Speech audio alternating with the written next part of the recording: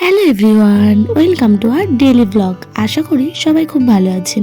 আজকে সকাল সকাল বেরিয়ে পড়েছি। আজকে যাচ্ছি আমি আর আরসিমা মনের খুশিতে ঘুরতে, কিন্তু কোথায় যাচ্ছি সেটা এখনো পর্যন্ত বুঝতে পারছি না। আমরা ভবঘুরের মতন চলে এসেছি ট্রেনে করে টালিগঞ্জ এবং সেখান থেকে রবীন্দ্র সরোবর মেট্রো স্টেশনে।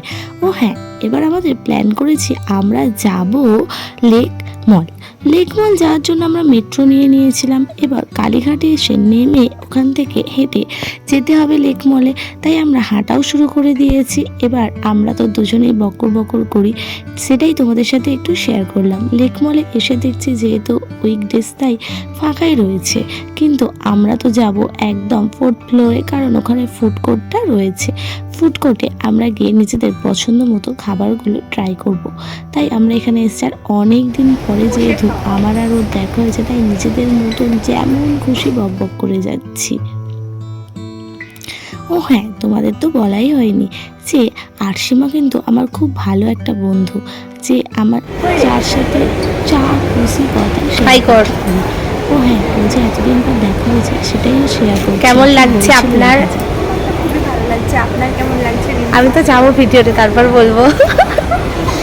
দেখি আমি এবার ও আমাকে বলছে আমি তো শেয়ার করলাম, এবার তুইও কিছু বল। তাই আমি একটুখানি বলছিলাম আজকে আমার তোর সাথে দেখা করে খুব ভালো লাগছে, এগুলোই জাস্ট।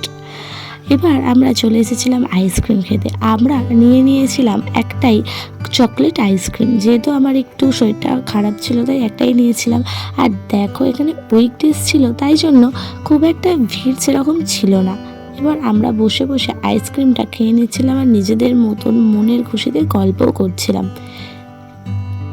এরপর আমরা বেরিয়ে যাচ্ছি, যেহেতু আমাদের আরও অনেক প্ল্যান আছে, তাই আমরা বেশিক্ষণ এখানে কাটাবো না, বেরিয়ে পড়েছি। মাঝে মাঝে আবার 700 750 দেয়, ঠিক আছে।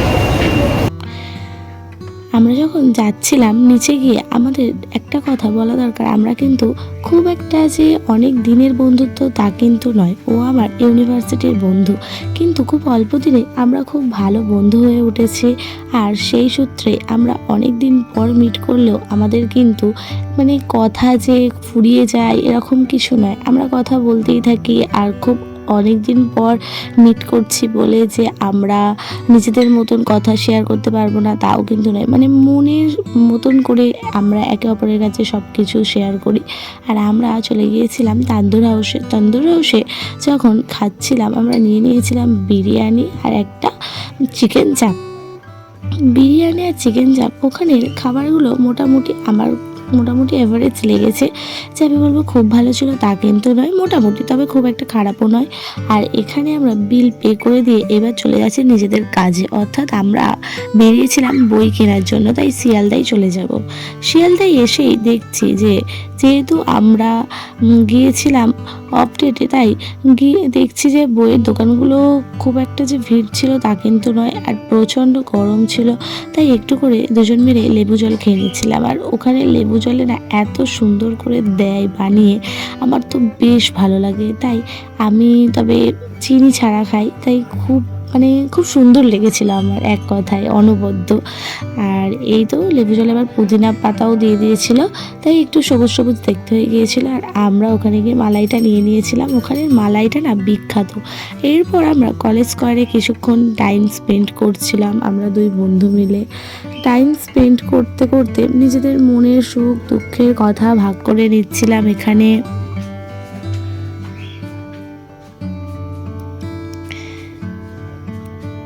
তারপরে আমরা নিজেদের মতন বইগুলো কিনে নিয়ে একটুখানি ঘোরাফেরা করে নিয়ে এবার তো বাড়ি ফিরতে হবে, আস্তে আস্তে বাড়ি ফেরার পথে রওনা দিয়েছিলাম। আর এই হচ্ছে আমাদের ইউনিভার্সিটি।